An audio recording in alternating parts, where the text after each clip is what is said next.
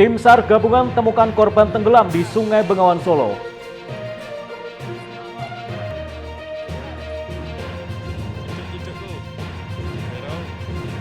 Kemarau panjang, bendungan dan sungai di Tuban mulai mengering.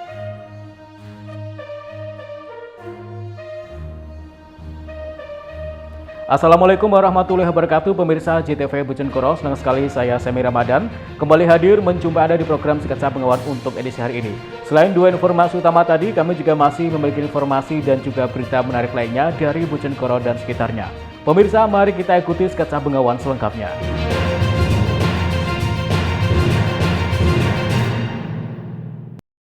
Pemirsa, kita awali informasi yang pertama. Seorang pemuda yang dilaporkan tenggelam di Sungai Bengawan Solo, Bojonegoro akhirnya berhasil ditemukan oleh tim SAR gabungan. Korban ditemukan meninggal dunia tak jauh dari lokasi awal dilaporkan tenggelam.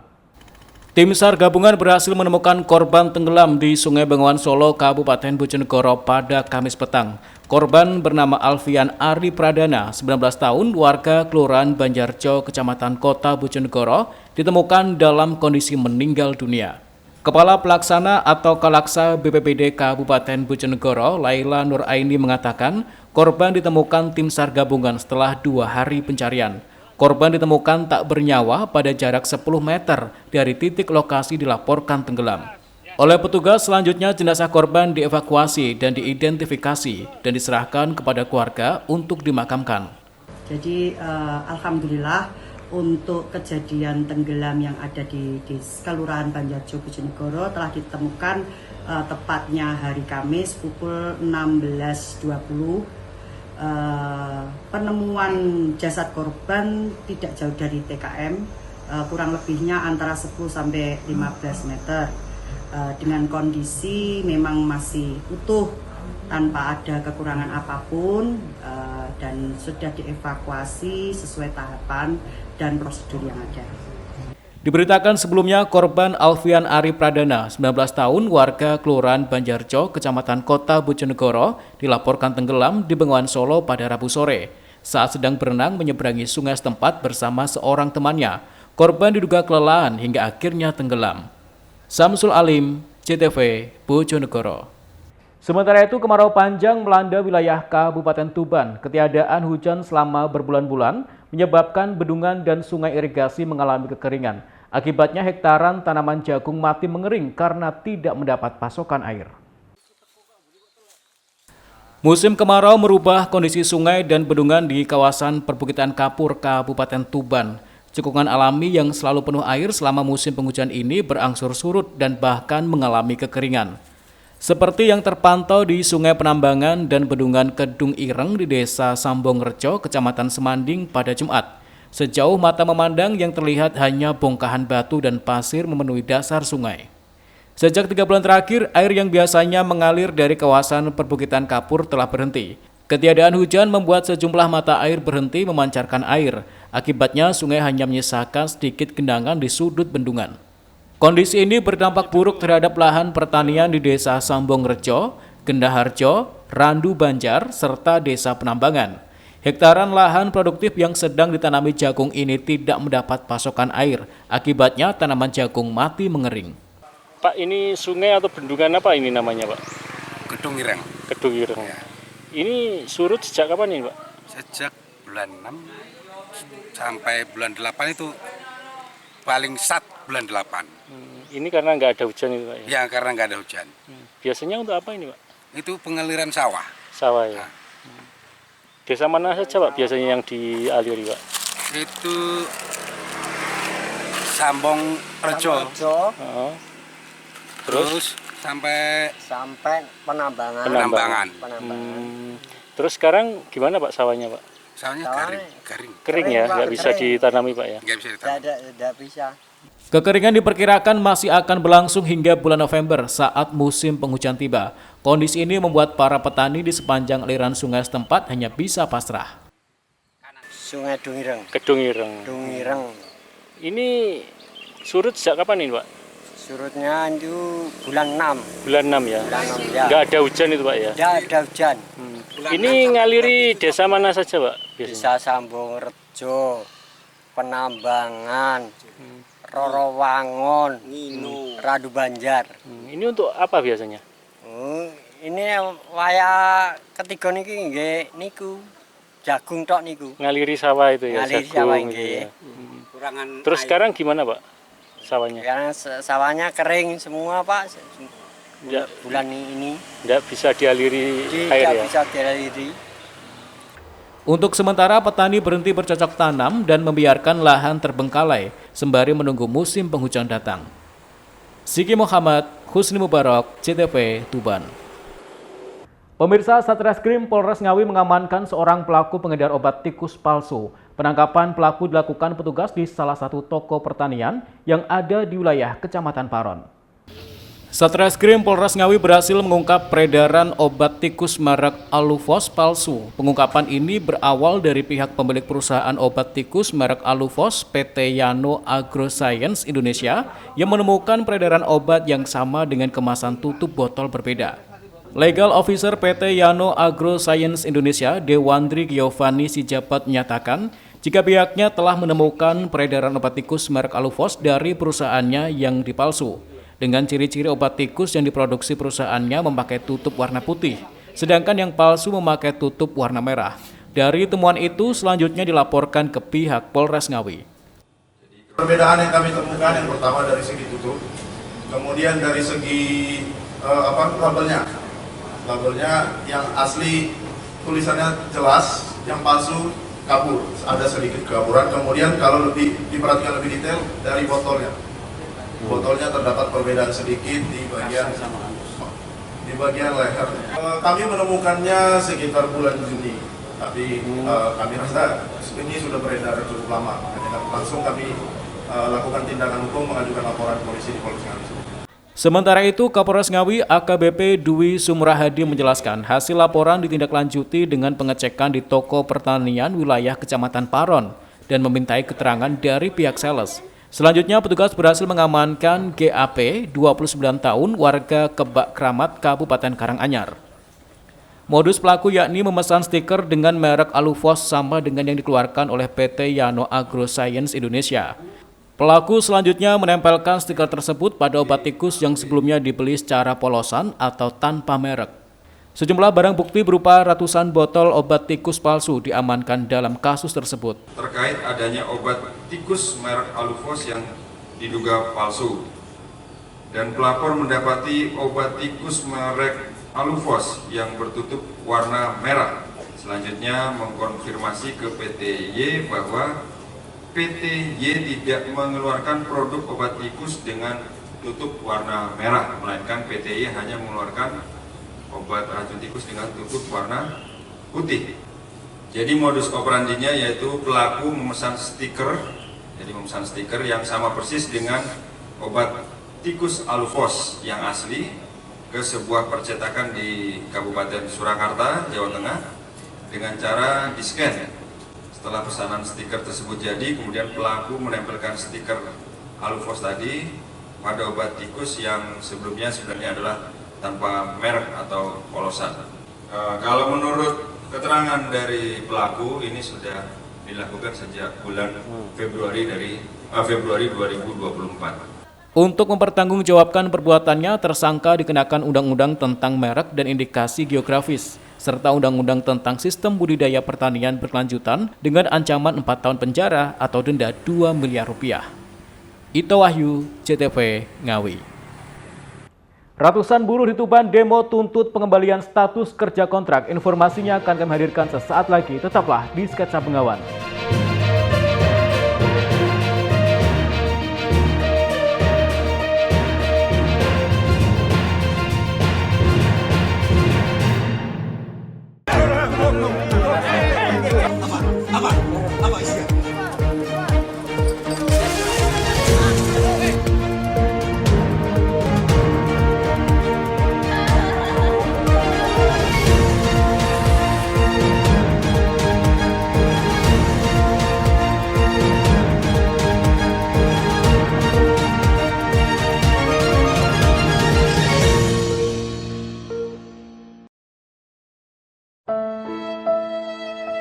Nduk, koyoke bapak wis ra kuat iki.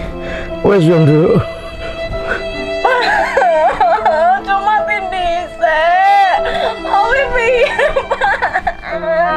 Wes Dik, ikhlasno. Yes. Akhirnya wes gak ono sing ngalangi aku maneh. Bari kita rapi anak mulai. Wes to Dik, seenek aku nang kene Dik. Iya tapi lama. Tapi apa meneh Dik? Aku lama aku turun ke data no pantar. Apa kuwi Dik? Ya kuwi lho Mas, dataku durung ke verifikasi nok petugas pemutakhiran data pemilih. Pasti sok aku gak iso nyoblos sih Mas. Walah. Wes gampang. Engko aku tak ngajukan revisi neng panitia pemungutan suara utawa PPS desa, Dek. Wis kok piye? Yo engko bapak dilaporno sisan nek wis meninggal, Dek. Oh, lah kok malah kurang ajar kowe. Bapak bangkit mana, Dek? Janganan Pacul. Ampun, Pak. Kula mboten badhe ganggu jenengan meleh. Ampun, jenengan balik teng ngalamin jenengan meleh nggih. Dijajar kok malah kurang ajar kowe. Wes. Aja lali ya cah tanggal 17 November 2024 tekono TPS 11 pilihan. Monggo, Pak, balik meleh teng alame. Oh, wong lagi ape iso mapan turu kok malah mbok patek-patekno. Ampun, Pak, ampun. Gak wani, Pak, ampun. Mensukseskan pemilihan bupati dan wakil bupati Bojonegoro.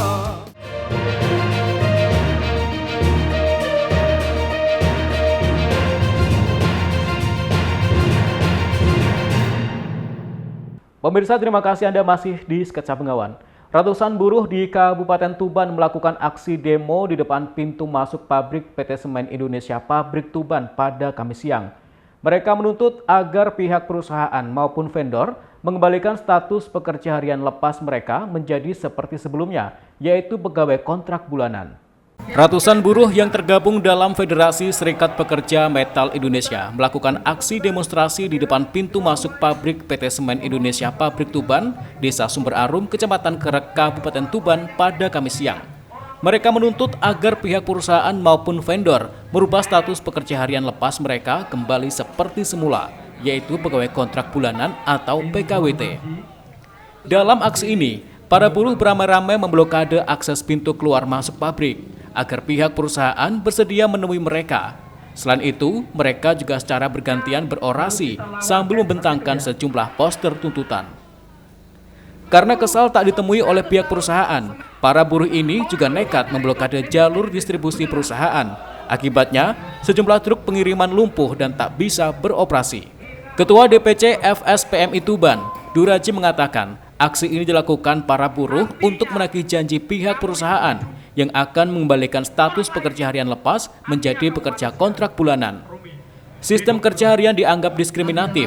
Pasalnya, sistem ini tidak seluruhnya diterapkan oleh vendor di kawasan pabrik semen setempat. Yang pertama, saya berharap supaya PT Semen Indonesia menghapuskan sistem diskriminasi terhadap tenaga kerjanya, yang mana sekarang dilakukan adalah kawan-kawan ini merasakan dampak perubahan status dari PKWT bulanan berubah jadi harian lepas, yang mana ini tidak terjadi pada sektor yang lain atau pekerja yang lain. Ini hanya sektor anggota saya. Yang kedua, saya menginginkan bahwa PT Semen Indonesia harus merubah atau mengkaji ulang daripada kontrak terhadap vendor-vendor ini supaya tidak terjadi perampasan hak kesejahteraan terhadap anggota kami. Sementara itu, Senior Manager of Corporate Communication SIG Pabrik Tuban, Dharma Sunyata, menjelaskan pihaknya belum bisa memberikan kepastian karena kondisi perusahaan terbilang masih belum stabil. Pihaknya juga mengklaim telah melakukan keputusan terbaik untuk para pekerja. Pak, ini sebelumnya kan tadi sempat wawancara dengan salah satu perwakilan buruh, itu katanya sebelumnya pegawai kontrak dijadikan harian dan setelah pabrik kembali seperti semula akan dilakukan kembali kontrak lagi. Terus mereka menuntut agar bisa kembali kontrak, itu seperti apa tanggapannya? Ya, situasinya kita lihat situasi ke depan ya. Kalau dibahas sekarang saya kira kan sama-sama saling meraba ya. Semoga tahun depan itu menjadi hal yang positif sehingga kondisivitas tetap bisa terjaga gitu ya. Apapun kondisinya baik gitu ya, pabriknya kita dalam empat-empatnya ya, apa yang tidak mungkin kan. Sekedar diketahui, para buruh yang melakukan demonstrasi ini sebelumnya bekerja sebagai PKWT bulanan. Namun saat pandemi dan kondisi perusahaan memburuk, status pekerja ini dirubah menjadi pekerja harian lepas maksimal 18 hari kerja dalam 1 bulan. Siki Muhammad, Husni Mubarak, JTV, Tuban. Beralih ke berita lainnya, kebakaran hebat melanda Pasar Gentong, Kabupaten Ngawi pada Rabu sore. Puluhan kios dari 5 los di pasar setempat ludes terbakar. Kebakaran diduga terjadi akibat korsleting listrik.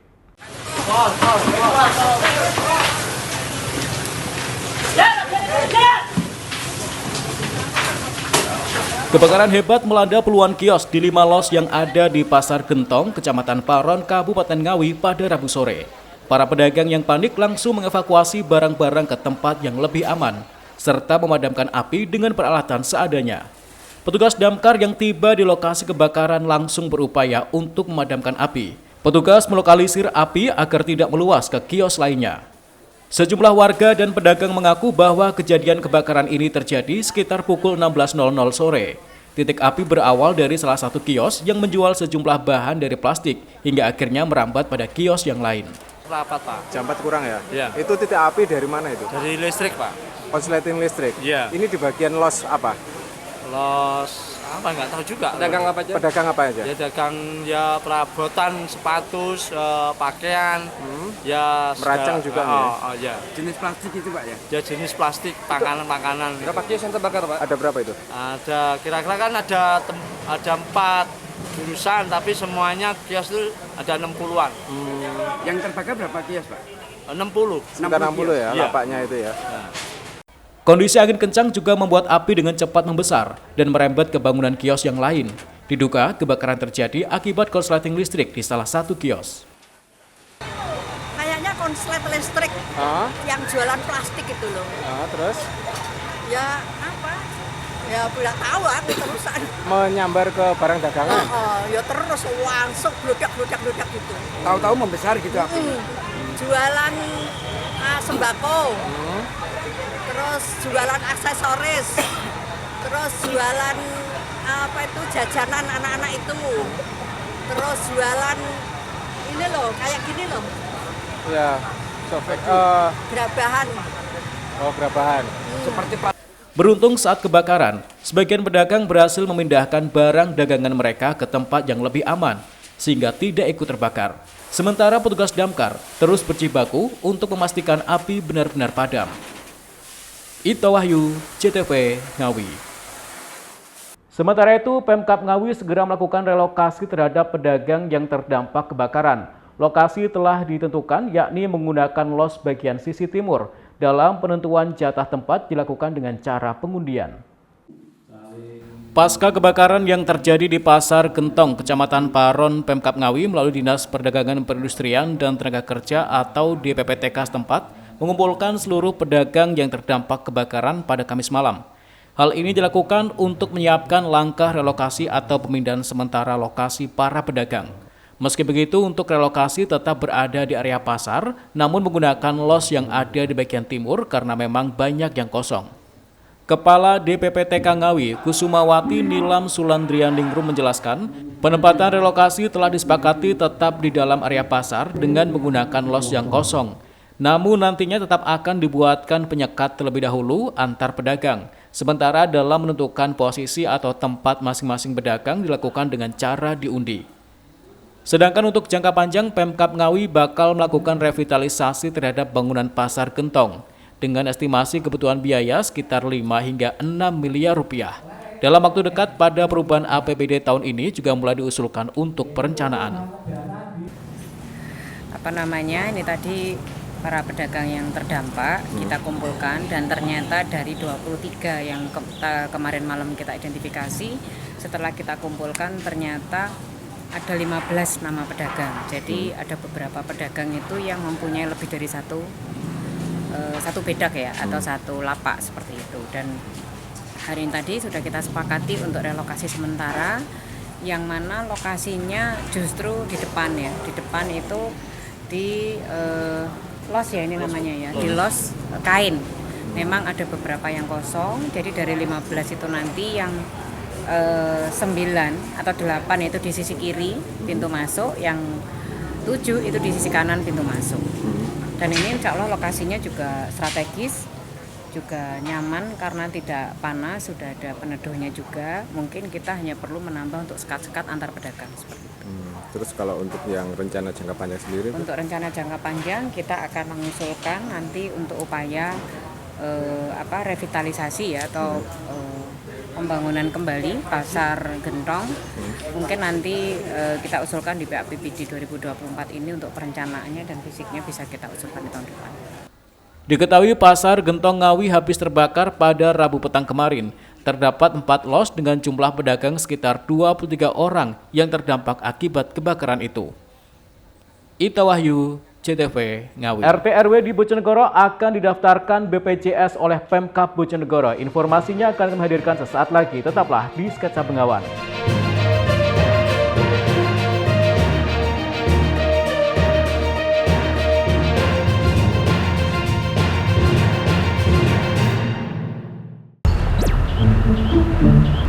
Begini Pak, kebetulan saya ini kan warga Bojonegoro yang sudah ber-KTP Bojonegoro dan tinggal di Bojonegoro. Tetapi kemarin ini belum terdaftar Pak di dalam pemutakhiran data oleh panitia Pantarle Pak. Oh iya Pak, terus? Lah saya ini kan juga ingin ikutan nyoblos Pak. Oh iya Pak, syaratnya menika salinan KTP kali kartu keluarga ini jenengan. Sampun dibawa? Oh sudah Pak, sak menika. Loh, kue meneh. Ngeten Pak, saya juga mau ikut nyoblos. Iya Mas, Masnya bawa kakak sama KTP? Lah dipakai buat apa Pak? Jangan-jangan buat pinjol. Ojo ngono Pak. Ya biar saya bantu inputkan Pak. Lah ikutkan Bapak ini saja toh Pak. Toh Bapak ini kan calon mertua saya. Lah ngipi opo aku dadi mertua enem? Rasudi duwe mantu kaya dapuran. Sudah, begini Mas. Emang bawa KTP atau tidak? Saya belum ngurus Pak. Wes toh, ikutkan Bapak ini saja. Halah, wes ora. Mohon maaf Mas, kalau belum punya KTP tidak bisa. Lah terus piye iki Pak? Harus mengurus data diri dulu Mas, karena itu syarat mutlak untuk memiliki hak pilih. Pak, sudah saya inputkan datanya jenengan dan sudah masuk daftar pemilih. Jangan lupa tanggal 27 November 2024 nyoblos nggih Pak. Nggih Pak, terima kasih. Pak, terus saya gimana Pak? Walah lele, gak cuma wajahmu tok sing gak jelas, ning identitasmu ya gak jelas.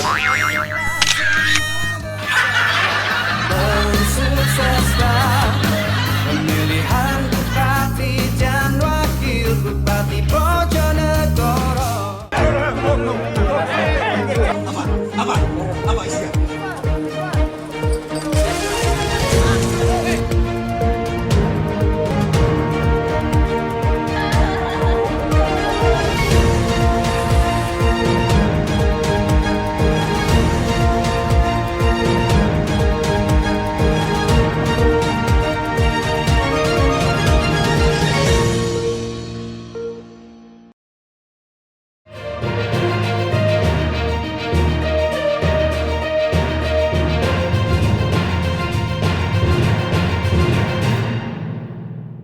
Pemirsa, terima kasih Anda masih di Sketsa Bengawan.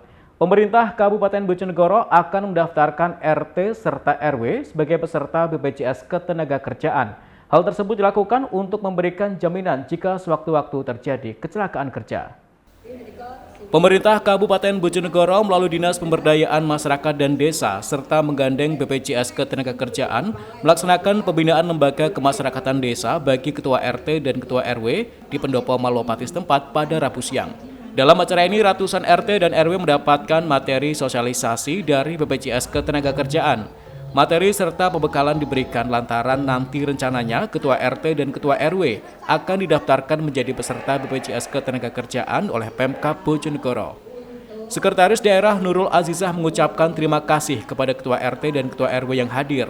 Menurutnya, sebagai lembaga kemasyarakatan, RT RW dinilai mampu menjaga ketentraman dan kerukunan di tengah masyarakat. Untuk itu, Pemkab Bojonegoro akan memberikan kartu BPJS Ketenagakerjaan Ketua RT dan Ketua RW sesuai dengan nama dan alamat, dan pembayarannya akan ditanggung oleh Pemkab Bojonegoro. Kartu tersebut dapat dimanfaatkan untuk berobat bila masuk ke rumah sakit ataupun dapat diklaimkan jika ada yang meninggal dunia dan berhak menerima santunan duka sebesar 42 juta rupiah. Tak hanya itu, jika meninggal dalam keadaan bekerja, 2 anak akan mendapatkan jaminan pendidikan hingga jenjang perguruan tinggi. Dengan adanya program ini, harapannya ada perlindungan kepada para pekerja rentan. Selain itu, Ketua RT juga mendapatkan insentif setiap bulannya sebagai upaya untuk meningkatkan kesejahteraan serta mengapresiasi Ketua RT yang selama ini sudah mendedikasikan pengabdiannya kepada masyarakat. Sejumlah Ketua RT mengaku bersyukur atas kebijakan ini. Tak hanya akan mendapat BPJS, selama ini mereka mengaku juga mendapatkan insentif sebesar Rp200.000 tiap bulannya. Sebenarnya alhamdulillah dicairkan dan bisa digunakan untuk apa masyarakat RT RW. Dapat berapa, Pak? Gimana? Dapat berapa? Dapat berapa? 200 per bulan. Pada acara pembinaan bagi Ketua RT dan Ketua RW juga diserahkan santunan kematian secara simbolis dari BPJS Ketenagakerjaan kepada pekerja rentan. Edo Jody Aldian, CTV, Bojonegoro. Sementara itu, mantan PJ Bupati Jombang Sugiyat siap bersaing berebut rekomendasi DPP Partai Gerindra melawan Ketua AKD Jombang Warshubi. Mantan Kabinda ini mengaku dengan statusnya sebagai kader Gerindra, dirinya optimis bisa mengantongi rekomendasi partai yang dipimpin oleh Prabowo Subianto. Soal surat tugas yang dikantongi Warshubi, Sugiyat menilai surat tugas belum final. Dukungan terhadap mantan PJ Bupati Jombang Sugiyat menjadi bakal calon Bupati Jombang terus menguat. Kelompok yang mengatasnamakan kelompok milenial dan Gen Z ini sudah mendeklarasikan diri siap mengantarkan Sugiyat menjadi Bupati Jombang periode 2024-2029. Kelompok ini mengklaim sudah memiliki basis di tingkat kecamatan dan tinggal menunggu kepastian rekomendasi partai untuk Sugiyat. Mereka juga mengaku siap mendorong mantan Kabinda ini bisa memenangi kontestasi Pilkada Jombang pada 27 November 2024. Sementara Sugiyat, mantan PJ Bupati Jombang, saat berkunjung ke Balai Desa Kepatihan Jombang untuk izin menempati kontrakan barunya mengaku optimis akan mendapatkan rekomendasi dari Partai Gerindra. Apalagi saat ini dirinya sudah mengantongi kartu anggota sebagai kader Gerindra. Dengan berstatus kader, dirinya akan terus mendorong partai besutan Prabowo Subianto ini untuk memberikan rekomendasi kepadanya. Disinggung soal surat tugas yang dipegang oleh Warshubi, Ketua Asosiasi Kepala Desa, Sugiyat meragukan kekuatan dari surat tugas tersebut. Pasalnya, menurut informasi yang diterimanya, Gerindra tidak pernah mengeluarkan surat tugas. Rekom masih berproses, ya. Rekom masih berproses, tetapi kalau kader, saya sudah menjadi kader Gerindra, sudah mendapatkan KTA Gerindra. Nah, kalau rekom itu kan perlu proses, nggak mungkin orang yang bukan kader tiba-tiba direkom itu kan nggak mungkin. Maka proses, kalau di Gerindra prosedurnya seperti itu, harus menjadi kader, punya KTA baru nanti mendapatkan rekom. Maka dengan saya statusnya sudah menjadi kader Gerindra, ya sekarang saya udah berani pasang baliho saya dengan gambarnya Pak Prabowo. Karena kader saya udah tanya, boleh nggak? Oh boleh, karena sudah kader. Berpeluang gimana maksudnya? Bersaing, bergandeng atau bersaing? Bergandeng. Saya belum tahu saya. Kalau saya nggak berani komen ya kalau yang lain, karena kalau Pak Warshubi kan memang sudah dapat surat tugas. Surat tugasnya tapi kan ada beberapa yang harus bisa dilakukan oleh Pak Warshubi. Seberapa optimis Pak? Karena saya tidak tahu ya. Kalau berebut tidak berebut itu kan teman-teman ini yang menilai. Kalau bagi saya biasa-biasa saja. Saya melalui prosedur yang biasa-biasa saja. Bahkan di sana kemarin itu di DPP saya bilang, ini ada yang sudah mendapat surat tugas. Loh, Gerindra itu tidak pernah mengeluarkan surat tugas. Ini buktinya, faktanya ada salah satu yang di Jombang yang menjadi calon dari Gerindra mendapatkan surat tugas. Ya katanya sih beliau itu karena itu ada suatu persoalan maka diberi surat tugas. Saya nggak tahu itu, saya mendapat informasinya seperti itu. Sekedar diketahui, nama Sugiyat kini mencuat menjadi salah satu bakal calon Bupati Jombang. Sejumlah baliho besar juga sudah terpampang di jalan-jalan protokol kota Jombang. Dengan mengusung tagline, merantau karena SK, pulang karena cinta. Sugiyat siap meramaikan bursa Pilkada Jombang pada 2024. Saiful Mu'alimin, CTV, Jombang. Pemirsa, untuk menyemarakan kegiatan bersih desa sekaligus peringatan Hari Ulang Tahun Republik Indonesia ke-79, warga Desa Guyung, Kabupaten Ngawi menggelar pawai dan kirap gunungan hasil bumi. Gunungan tersebut selanjutnya dibagikan pada warga yang menyaksikan acara tersebut. Meski baru pertama kali digelar, kegiatan pawai dan kirap gunungan yang diselenggarakan pemerintah Desa Guyung, Kecamatan Gerih, Kabupaten Ngawi ini berlangsung cukup meriah. Pelaksanaan pawai tersebut diikuti sebanyak 1.000 peserta dari warga dan pelajar. Ketua Panitia Ida Bagus Abdul Rahman menyatakan bahwa kegiatan pawai dan kirap 7 gunungan yang berisi hasil bumi ini adalah sebagai wujud syukur atas hasil pertanian dari masyarakat. Menurutnya, 7 gunungan sendiri berasal dari masing-masing dusun dan pemerintah Desa Guyung. Ida Bagus menambahkan, selain kegiatan pawai dalam peringatan bersih desa, juga sekaligus untuk rangkaian Hari Ulang Tahun Republik Indonesia ke-79 juga akan digelar beberapa kegiatan hiburan lain, di antaranya pengajian umum serta hiburan wayang kulit. Maksud dari Desa Guyung melaksanakan daripada bersih desa ini, yang pertama adalah untuk menumbuhkan rasa syukur kehadirat Allah Subhanahu wa Ta'ala, yang mana pada tahun ini kita diberikan nikmat yang banyak dan semuanya ini untuk kemaslahatan dari warga Desa Guyung. Dan untuk diketahui bahwa gunungan dari Desa Guyung itu tadi, dalam rangka bersih desa tadi ada 7 gunungan utama yang itu masing-masing terdiri dari gunungan desa dan gunungan dari 6 kasun. Ya, dan ini awal mula dari Desa Guyung melaksanakan pertama kali bersih desa dalam bentuk pawai budaya dan pawai religi. Kegiatan tersebut nantinya bakal dijadikan agenda rutin tahunan, seiring melihat antusias masyarakat dan hasil pertanian yang meningkat setiap tahunnya. Ita Wahyu, CTV Ngawi. Pemirsa, informasi tadi sekaligus mengakhiri sketsa Bengawan untuk edisi hari ini. Jangan lupa follow akun sosial media kami di bawah ini. Kirimkan kritik dan saran Anda ke alamat email kami ctv.bojonegoro@ctv.co.id. Terima kasih atas kebersamaan Anda. Saya Semi Ramadan bersama kerabat kerja yang bertugas pamit dari hadapan Anda. Wassalamualaikum warahmatullahi wabarakatuh. Salam CTV Bojonegoro.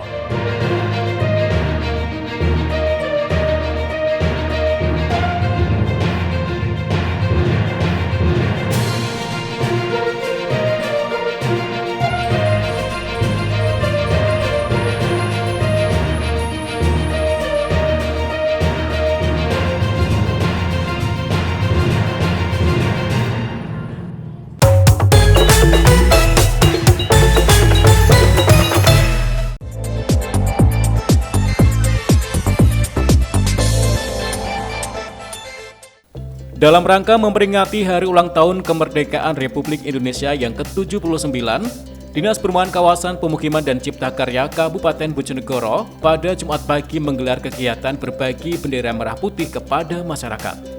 Kegiatan yang berlangsung di pinggir jalan depan kantor Cipta Karya setempat ini disambut antusias oleh warga yang melintas. Pembagian bendera dilakukan oleh staf dan pegawai Dinas PKP Cipta Karya dipimpin Sekretaris Dinas PKP Cipta Karya Zamroni. Bendera yang dibagikan mulai dari berukuran besar hingga bendera yang dapat dipasang pada kendaraan sepeda motor maupun mobil. Kegiatan membagikan bendera merah putih ini merupakan bagian dari upaya Dinas PKP Cipta Karya untuk turut serta memeriahkan dan memperingati momentum bersejarah bagi bangsa Indonesia. Selain itu, membagikan bendera merah putih kepada masyarakat juga sebagai simbol nasionalisme serta bertujuan untuk mendorong partisipasi masyarakat dalam merayakan Hari Ulang Tahun Kemerdekaan Republik Indonesia ke-79 dengan penuh semangat dan meningkatkan kesadaran untuk mencintai serta menghormati jasa para pahlawan. Sekretaris Dinas Perumahan Kawasan Pemukiman dan Cipta Karya Kabupaten Bojonegoro Zamroni mengatakan, kegiatan membagikan bendera perayaan Hari Ulang Tahun Kemerdekaan Republik Indonesia rutin setiap tahunnya telah dilakukan. Bahkan membagikan bendera sudah menjadi salah satu tradisi untuk saling berbagi dan mengingatkan kepada masyarakat akan pentingnya meningkatkan rasa nasionalisme. Tak hanya membagikan bendera di seputar jalan kepada pengendara yang melintas, pembagian bendera juga turut digalakan saat sedang di rumah. Dalam rangka memperingati Hari Kemerdekaan Republik Indonesia, tiap tahun rutin kegiatan kami Cipta Karya adalah bagi-bagi bendera. Itu kita selenggarakan di depan kantor karena ramai, banyak masyarakat yang lalu di depan kantor kami, maka kami selenggarakan di depan kantor. Ini melibatkan semua pegawai di Cipta Karya, Pak? Partisipasi, semua berpartisipasi. Untuk karyawan dan karyawati Cipta Karya semua ikut berpartisipasi. Bagi bendera, tidak hanya di sini, nanti di rumah juga kita Mungkin ada harapan tersendiri, Pak, dengan kegiatan seperti ini?